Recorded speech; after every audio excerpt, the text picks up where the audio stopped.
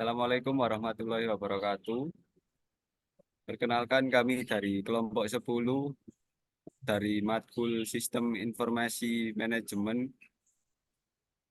Di sini kami akan mempresentasikan progres tugas besar kami tentang sistem informasi manajemen kelas. Next.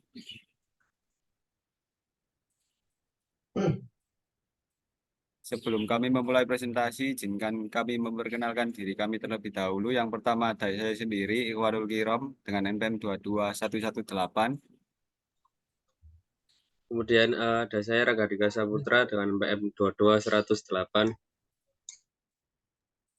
Selanjutnya ada saya Indra Hadiansyah dengan NPM 22112.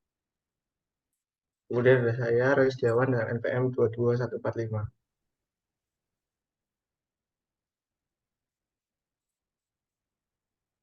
Nah, ini ada daftar isi dari presentasi kami kali ini. Yang pertama ada pendahuluan, tinjauan pustaka, metodologi penelitian, hasil dan pembahasan, dan diakhiri dengan kesimpulan dan saran. Next. Yang pertama, bab 1 yaitu pendahuluan. Latar belakang. Sistem informasi manajemen atau SIM adalah sistem perencanaan bagian dari pengendalian internal suatu bisnis yang meliputi pemanfaatan manusia, dokumen, teknologi, dan prosedur oleh akuntansi manajemen untuk memecahkan masalah seperti masalah bisnis seperti biaya produk, layanan, atau suatu strategi bisnis. SIM memiliki erat kaitannya dengan aktivitas manajerial suatu organisasi. Proses pembelajaran merupakan hal utama dalam sebuah lembaga pendidikan, akan tetapi tidak jarang terjadi perkuliahan yang kosong. Hal ini karena sistem penjadwalan yang masih manual sehingga berpotensi muncul beberapa hal seperti jadwal yang bertabrakan, jumlah mahasiswa yang melebihi kapasitas, penggunaan ruang kelas yang kurang optimal, dan lainnya. Permasalahan tersebut menjadikan penting untuk membuat sistem informasi manajemen kelas.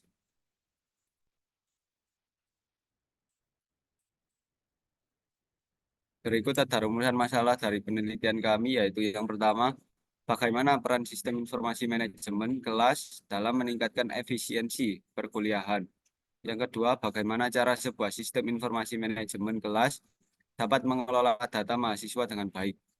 Yang ketiga, bagaimana cara membuat sebuah website manajemen kelas yang terintegrasi menggunakan software Visual Code. Dan berikut adalah tujuan penelitian. Satu, mahasiswa dapat meningkatkan efisiensi manajemen kelas melalui sebuah sistem informasi. Yang kedua, mahasiswa dapat menganalisis sekaligus menemukan solusi dari permasalahan manajemen kelas. Dan yang ketiga, mahasiswa dapat memahami fungsi software Visual Code dan XAAMP dalam pembuatan website manajemen kelas. Selanjutnya ada bab 2, tinjauan pustaka. Pertama ada sistem informasi manajemen, yaitu sebagai suatu sistem berbasis komputer yang menyediakan informasi bagi beberapa pemakai dengan kebutuhan serupa. Output informasi digunakan untuk manajer atau maupun non-manajer dalam perusahaan untuk membuat keputusan dalam pemecahan masalah. Tujuan dari sistem informasi manajemen adalah menyediakan informasi yang dipergunakan dalam perencanaan, pengendalian, pengevaluasian, dan perbaikan berkelanjutan, serta menyediakan informasi untuk pengambilan keputusan. Untuk manajemen kelas sendiri merupakan upaya mengelola mahasiswa di dalam kelas yang dilakukan untuk menciptakan dan mempertahankan suasana atau kondisi kelas yang menunjang program pembelajaran dengan jalan menciptakan dan mempertahankan motivasi mahasiswa untuk selalu ikut terlibat dalam dan berperan serta dalam proses perkuliahan di universitas. Selanjutnya yaitu website. Website merupakan fasilitas layanan dalam mengakses internet. Fasilitas website mengizinkan pengakses untuk mengakses dan berinteraksi dengan teks, grafik, animasi, foto, suara, dan video. Dan berdasarkan sifatnya, website dibagi menjadi dua, yaitu website statis, yaitu website yang tidak terjadi interaksi langsung, dan website dinamis, yaitu website yang menampilkan informasi berbeda atau beragam kepada pengguna yang berbeda. Selanjutnya ada PHP dan database. PHP adalah bahasa pelengkap HTML yang memungkinkan dibuatnya aplikasi dinamis yang memungkinkan adanya pengolahan data dan pemrosesan data. Lalu selanjutnya ada database. Database adalah kumpulan dari item data yang saling berhubungan satu dengan lainnya yang diorganisasikan berdasarkan sebuah skema atau struktur tertentu. Next. Selanjutnya ada VS Code. VS Code adalah singkatan dari Visual Code Studio yang merupakan aplikasi kode editor untuk membantu proses pengembangan sebuah aplikasi. Dengan menggunakan kode editor satu ini, kamu dapat membuat maupun mengedit source kode dengan berbagai bahasa pemrograman seperti Node.js, JavaScript, dan sebagainya.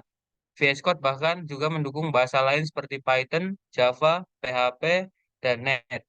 Hal ini memungkinkan sebab VS Code mempunyai ekosistem luas dengan banyak extension. Next.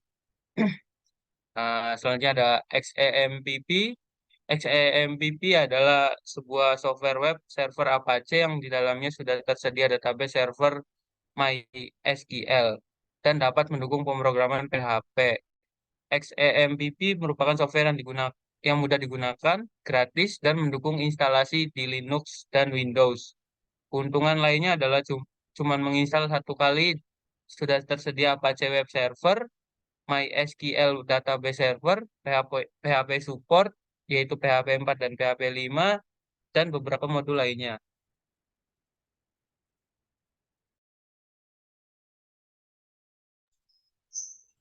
Selanjutnya ada identifikasi variabel. Yang pertama ada variabel bebas. Variabel bebas adalah variabel yang perubahannya dipengaruhi oleh variabel terikat. Pada studi kasus ini, variabel terikatnya adalah mahasiswa dan dosen. Kemudian untuk variabel terikat adalah variabel yang perubahannya dipengaruhi oleh variabel bebas. Pada studi kasus hari ini, variabel terikatnya adalah penjadwalan kelas. Next. Kemudian ini adalah flowchart yang digunakan pada tugas kali ini.